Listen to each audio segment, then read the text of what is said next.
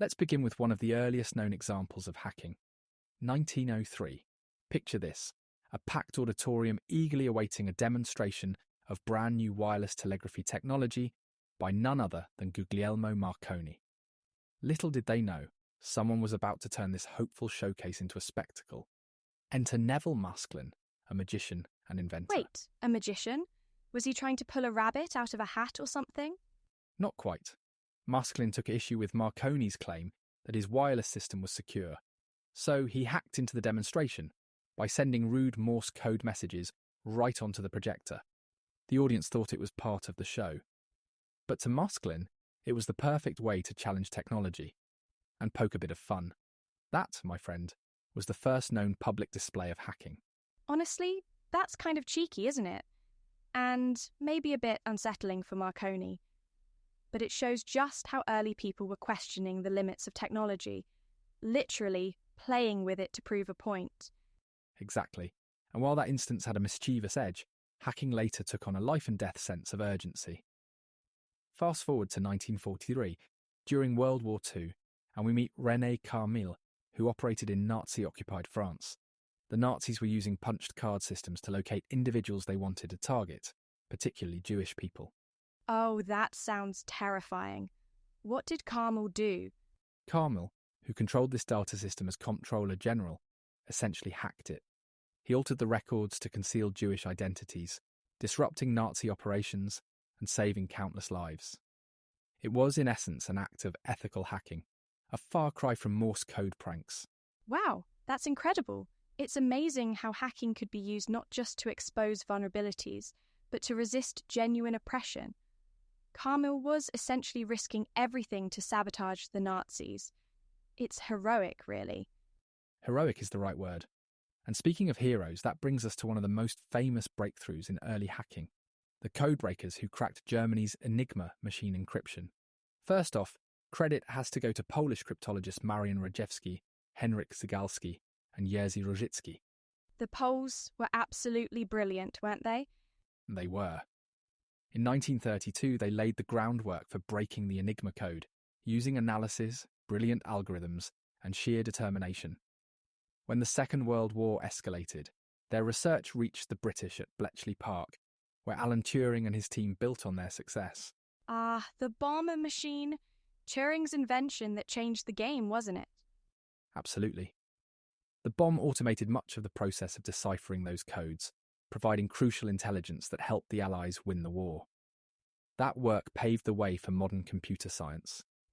And yes, even hacking as we know it. I mean, talk about hacking for the greater good, catching those vulnerabilities. The stakes couldn't have been higher. What these early pioneers achieved is just awe-inspiring. It truly is.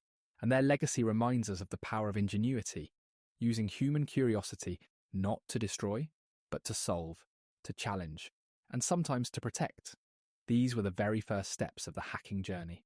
Building on the ingenuity we've just explored, we now jump to the late 1940s, a time when those early innovations began to inspire even broader technological breakthroughs. Enter John von Neumann, the brilliant mind who, in 1949, introduced a concept that, believe it or not, laid the groundwork for what we now call computer viruses. Wait, you're saying someone predicted computer viruses before personal computers were even invented? That's exactly right. Von Neumann was way ahead of his time. He theorized about self-replicating programs, machines duplicating themselves. Essentially, it was an academic exercise, but the implications were profound. Today we see those very principles at play in malware. And of course, like most predictions, it didn't all stay theoretical. Once the tech caught up, it became a reality, but not always in the best way. Precisely. The idea started innocent, rooted in curiosity. A recurring theme, actually. Jump ahead to the 1950s, and you've got a group that epitomizes this curiosity: the MIT Tech Model Railroad Club. They were the first to actually use the term hacker. A railroad club? As in running tiny train sets? Well, yes and no. They loved intricate systems, whether that was train tracks or early computers. They started tinkering and modifying the electric infrastructure of these systems, calling it hacking. But they weren't breaking anything maliciously. It was all in the spirit of exploration. This marked the beginning of the modern hacker culture. So this is less pranks and more discovering what's possible, pushing the ideas of what these machines can do. I love that. Exactly. And this same spirit carried into the 1980s when hacker collectives really began to take shape. One particularly famous example comes from Germany with the founding of the Chaos Computer Club in 1981. Oh, I've heard of them. They're like this legendary group, right? Almost mythical in tech circles. Indeed. They were instrumental in highlighting vulnerabilities in systems, not to exploit them, but to advocate for better security measures. One of their early feats was transferring a symbolic sum of money from a bank. It was all to show how insecure online banking was at the time. That's bold, to say the least. But in a way, it feels like they were holding up a mirror to society, showing everyone just how exposed we could be. Precisely. They didn't just stop at pointing out flaws, they opened the conversation around ethics in computer use and influenced policies. Groups like this were important in shaping early cybersecurity narratives. So, they weren't just poking holes for the thrill of it. They wanted us to fix the foundation before the house of tech came tumbling down. Exactly. Each step from von Neumann to these hacker communities represents the duality of hacking. It can either safeguard systems or exploit them.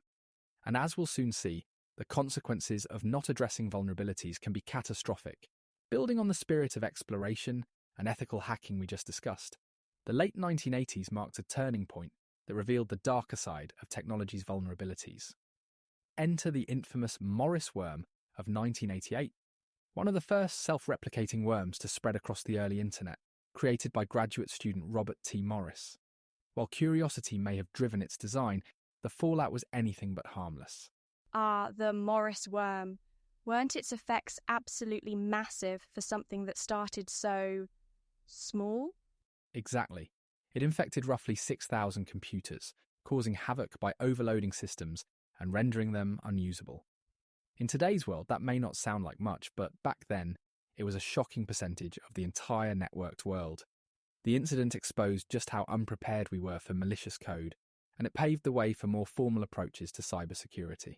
I've read this was the tipping point for things like the Computer Emergency Response Team, CERT, right? Absolutely. CERT was established in its wake to respond to emerging threats and help secure systems globally. And it doesn't stop there. The 1990s brought some dramatic moments in cybersecurity as well, starting with Operation Sundevil. Operation Sundevil. That sounds like the title of an action movie. It does, doesn't it? But it was very real. Essentially, it was a massive crackdown in 1990 by the US Secret Service targeting hackers involved in credit card fraud and telephone scams.